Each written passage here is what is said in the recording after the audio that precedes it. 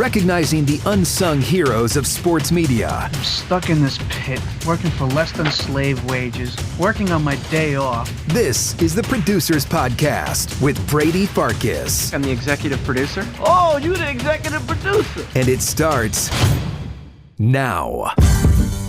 Today, we're joined by Shane Riordan, the executive producer of Parkins Spiegel on 670 The Score in Chicago. We had a lot of fun talking about a lot of different aspects of the business, including how you divvy up a show between talking about pop culture and lifestyle stuff versus diehard sports. How do you produce a show when you're not a diehard sports fan?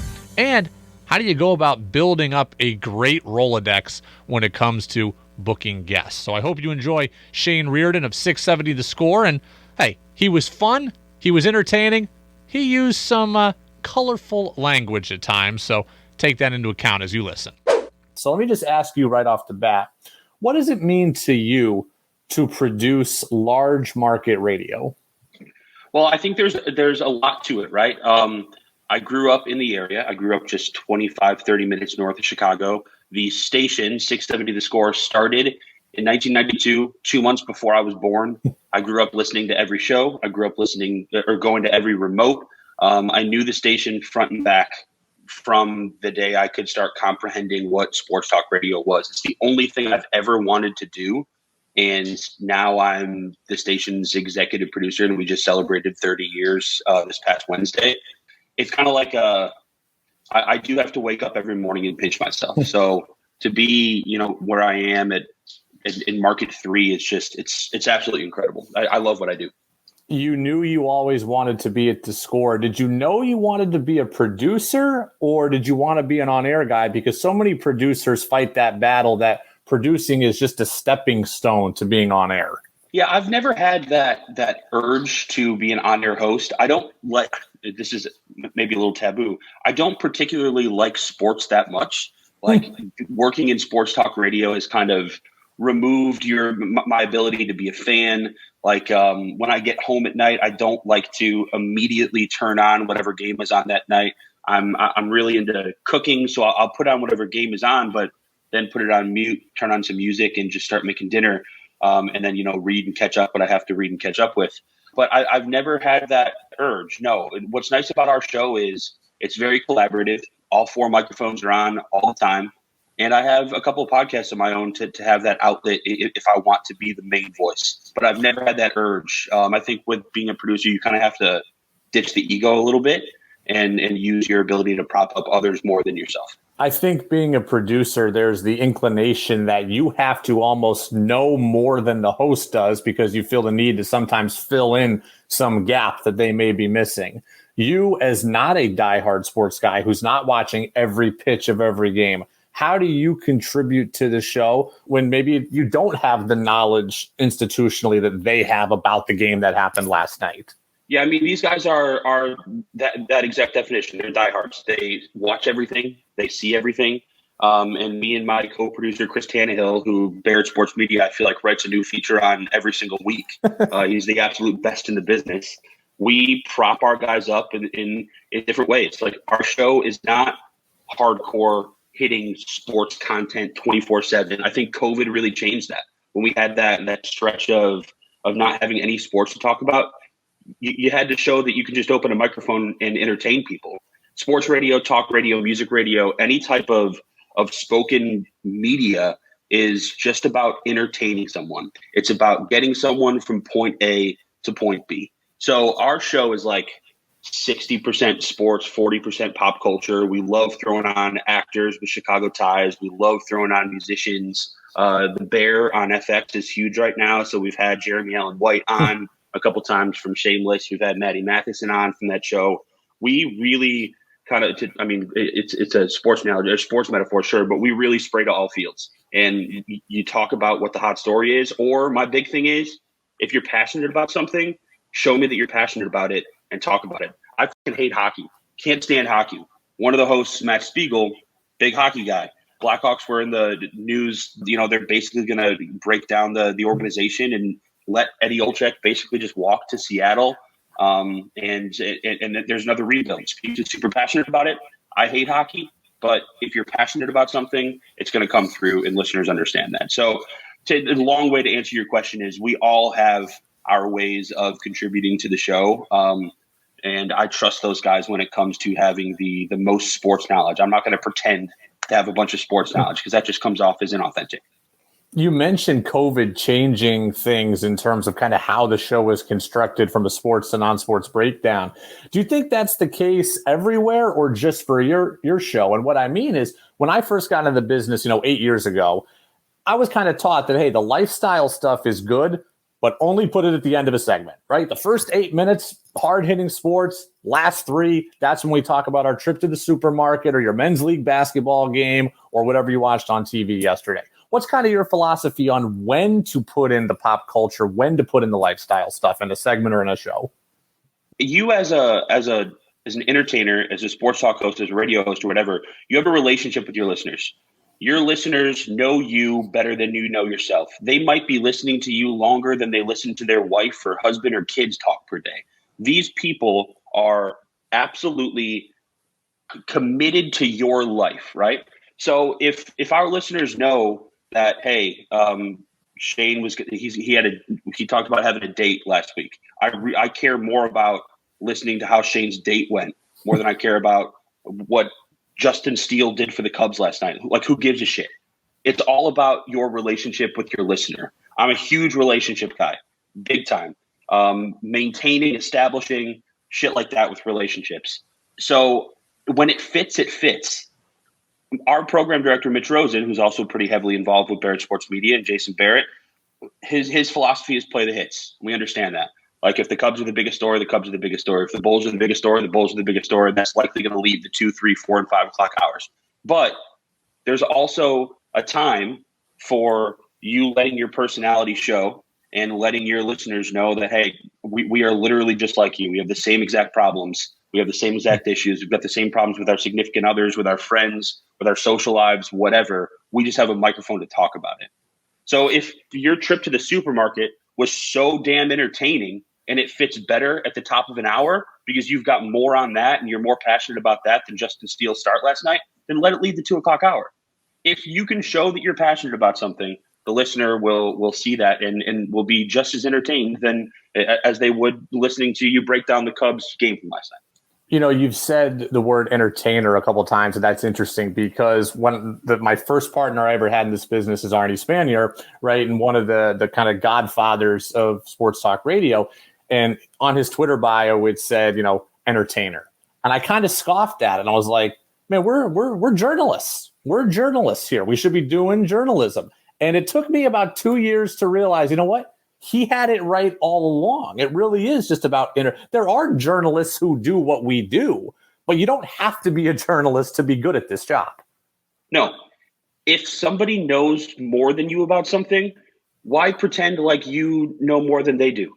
Get that that's why we have guests on radio shows. That's why we have experts. We bring in experts to talk about the things that they know more than we do. It could be a collaborative conversation, but I'm not going to go into the show today and pretend like I know why the Cubs' Christopher Morel struck out in the 4th inning.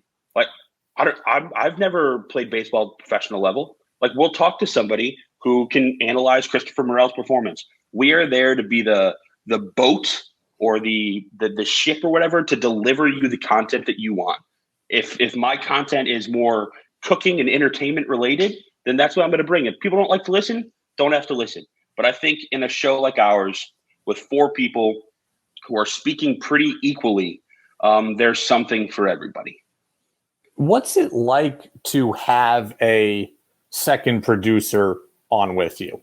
Every producer I've talked to almost has been like kind of their own solo act, and they take ownership of the show in that way. What's it like to have to give ground a little bit or work someone or have a little extra help? I am so grateful to be in market 3 as opposed to somewhere else that might not have that luxury of having 2 producers on a show. Like, having Chris Tannehill, honest to God, the best sound man in radio and talk radio, sports talk radio, whatever you want to say, in radio, the best sound man. I mean, we had Ice Cube on the other day. I think Barrett Sports Media wrote it up. Ice Cube told Chris Tannehill that hip hop stations could learn from his show open. When you have that kind of guy with you that's solely dedicated to pulling the most relevant audio and finding angles from maybe a press conference, like a post-game presser that I didn't see, something from Sunday Night Baseball that I didn't catch. When I can concentrate solely on booking the best names possible and putting together topics and content and let him handle all of that, it's unbelievable. And he and I talk to him more than I talk to the hosts. We're constantly texting back and forth on the weekend or at night in the morning, bouncing ideas off of each other. So it is an unbelievable luxury to have a second person with you, but it is the most luxurious. It's the most luxurious to have Chris Tannehill with me. I have said to people before that my favorite and least favorite part of this business is booking guests. When you are on a heater, there's nothing like bringing on, Dick Vitale to Jay Billis to the head football coach at your local university. There's nothing quite like that. But when you're ice cold, there's no worse feeling than knowing you're going into a show almost empty-handed. How do you go about building the Rolodex that you have? You can't be afraid. You can't be afraid to reach out to the biggest possible names. You can't be afraid to reach out to guests you've had on before for a mutual connection. Hey, can you connect me with person X? But on top of that, it can't just be a take thing. Like I said before, I'm huge on relationships, building them, establishing them, maintaining relationships. You have to show that you can be something for the guest and not just that the guest is doing you a favor. But also, like, you have to be able to find those people who might not be like A-listers or whatever. Don't be afraid to reach out to somebody that's maybe breaking from the genre a little bit. Like I said, we do a lot of actors, during COVID, we did this that guy actor interview series where we just put on a bunch of actors that you've seen in absolutely everything, but you don't know their name. Oh, I've seen that guy. He was in this, he was in that, he was in that. Bill Fichtner might be the most prominent that guy actor of all time. He's been in absolutely everything. He's a big Buffalo Bills fan. The Bills were in the news for something during COVID, and I reached out to Bill Fichtner. She's like, hey, I know it's probably going to sound pretty stupid, but this is sports talk radio in Chicago. We'd love to have you on sometime. Not a lot to talk about right now, but just come on and shoot the shit with us for a little while. What you'll realize is guys like that don't work in radio and don't work in sports, they want to talk about radio and they want to talk about sports. Like Bill Fichtner grew up listening to talk radio. He's a huge Bills fan. Nobody's reaching out to Bill Fichtner to ask him about the Bills and the Bulls and the Bears and the Sox and the Cubs. They want to talk about that shit. So Bill Fichtner's been on the show 15 times in the last year and a half and just sent me 4 different takes on video of him congratulating the station and the show on 30 years in Chicago. Like, it's little shit like that, yeah, it's not Jay Billis or Dick Vitale or whatever, but I don't give a shit. And a lot of our listeners don't really give a shit what Jay Billis and Dick Vitale say. They want to hear from people who are going to entertain them. They can go on Twitter and see Dick Vitale and I'm just using those 2 examples. Yeah, of course. Those are the ones you said, but they don't give a shit. That's kind of what I've noticed during this post-COVID world. They just want to be entertained. So it's about the building of the relationships, having the resources to find cell phone numbers and not being afraid to just pick up the phone and call Liam Hendricks during COVID and say, hey, I know there's a lockout right now, but we've seen each other in a clubhouse a few times. You might recognize me, blah, blah, blah. Can you come on and give us 20 minutes today? Yeah. And then finding a way to make it up to them. Like if I've just got to bring a bottle of something by the clubhouse, or a gift card to a steakhouse or something like that. It's all about maintaining relationships because those people come through for you. I'll get you out of here on this. How much do a station's play-by-play rights dictate how much you talk about them? Your station is the home of the Cubs, although I would argue right now the White Sox are better and more interesting than the Cubs are. Do you feel more obligated to talk about the Cubs given they're on your station, or do you still just go with the most important story, which very well may be the crosstown rival on another radio station?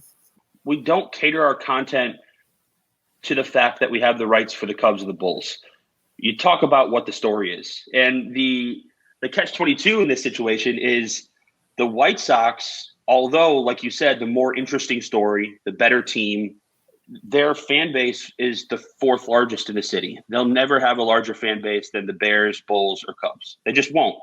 So the problem is right now, the organization with the 4th largest fan base is the team that we have to talk about most often. So Cubs fans, it's a little bit of a tune-out. They don't really care about the White Sox. They don't care about what we have to talk about the White Sox, but we have to talk about the White Sox. But we know that we're preaching that to a much smaller audience than if the Cubs were the story. When the Cubs are good, it's phenomenal for radio. When the Cubs are really, really bad, it can be phenomenal for radio, but they don't even have any storylines right now. The only storyline with the Cubs is, will Wilson Contreras be traded? Will Ian Happ be traded? Or will Kyle Hendricks pitch another baseball for the remainder of the 2022 season, which isn't likely. So until Wilson Contreras or Ian Happ are traded or extended, I don't have anything on my rundown about the Cubs today. I just don't. So it's tough. We don't let it dictate coverage, but sometimes you kind of have to force it a little bit because the listening audience is the largest for the Cubs. Yeah. It sucks. Shane, man, I appreciate the time. You were awesome, and we'll do it again sometime. Thank you very much, Brady. Appreciate it. I loved everything that Shane had to say. I loved his energy. I loved his passion. I loved his enthusiasm. And I loved his honesty. He said, look, I'm not a diehard sports fan, but I still find ways to contribute to the show. And I think as people in this business, we often think we have to see everything, we have to read everything, we have to hear everything, we have to know everything. And Shane's telling you can be a part of a successful show without having that stuff in your back pocket, but you can bring other things to the table as well. And I also thought it was interesting the breakdown between Cubs and White Sox and how important talking about your own play-by-play partners is. I was fascinated by all of it. So that's it for us here in episode 5. We'll see you in episode 6. You don't want to believe it, but baby, the show is over. Thank you for listening to the Producers Podcast. To enjoy past and future episodes, check out iTunes, Spotify, Amazon, the iHeart app, and BarrettSportsMedia.com.